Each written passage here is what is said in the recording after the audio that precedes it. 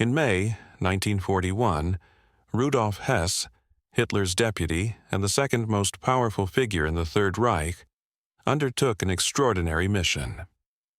Flying solo in a Messerschmitt from Munich, he navigated 1,000 miles through darkness to Scotland, parachuting into a farm field with a sprained ankle. When apprehended, Hess made a startling request to meet the Duke of Hamilton, claiming he carried a peace proposal from Germany.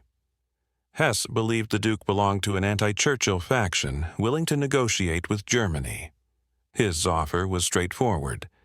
Germany would guarantee Britain's empire if Britain accepted German dominance on the European continent. This grave miscalculation reflected Hess's detachment from reality. The Duke, a loyal British officer and Churchill ally, granted Hess a meeting, but only out of courtesy. British authorities were astonished by their unexpected visitor.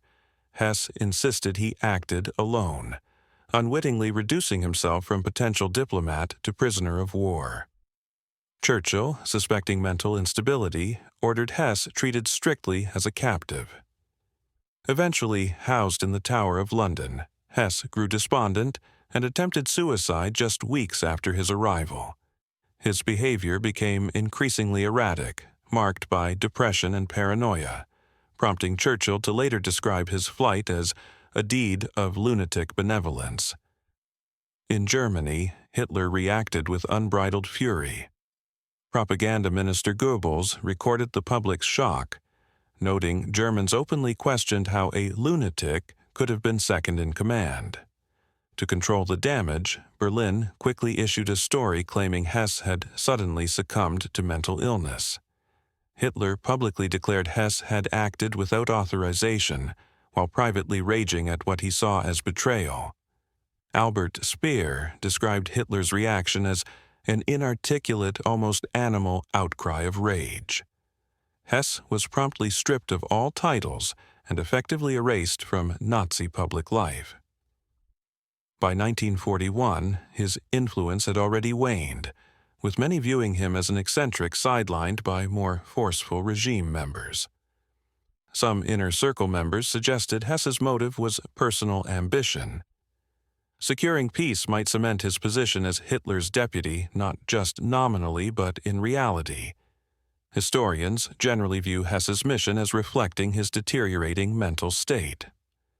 By 1941, he had lost standing and was increasingly influenced by mysticism and astrology. British doctors noted signs of mental illness, including paranoia, depression, and mania. Yet questions persist. Did Hess truly act alone?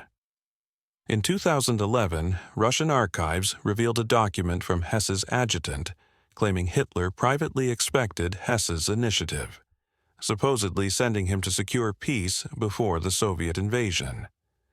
If true, this arrangement would allow Hitler to deny involvement if the mission failed. Most scholars remain skeptical since this testimony was given under Soviet captivity, and multiple witnesses consistently described Hitler as genuinely shocked by Hess's flight. Another theory suggests British intelligence lured Hess to Scotland, possibly with fake correspondence in the Duke's name. This might explain Hess's conviction of a relationship with Hamilton, but no primary sources have emerged to confirm this hypothesis.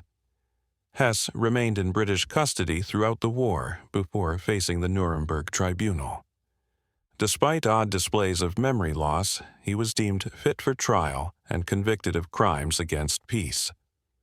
From 1947, he spent 40 years in Berlin's Spandau prison, eventually becoming its sole inmate. He died in 1987 at 93, reportedly by suicide, never fully explaining his mysterious flight. On February 9, 1942, disaster struck Manhattan's waterfront as the magnificent French ocean liner Normandie erupted in flames while undergoing conversion to a troop transport. By morning, the once proud ship lay capsized in the Hudson River, transformed from luxury liner to ruined hulk in just 12 hours. The Normandie represented the pinnacle of maritime luxury, when launched in 1935. With opulent Art Deco interiors and capacity for nearly 2,000 passengers, served by 1,300 crew, she attracted celebrities and royalty, cementing her reputation as the world's most glamorous ship.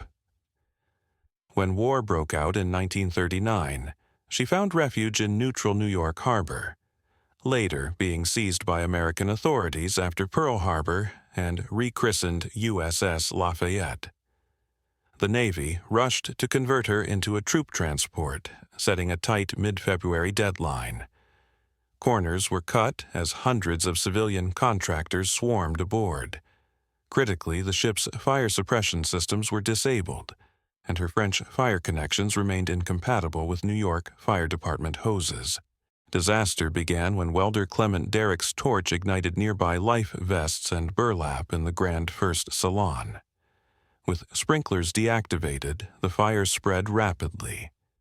Despite firefighters' efforts, the blaze consumed much of the ship's interior before being controlled.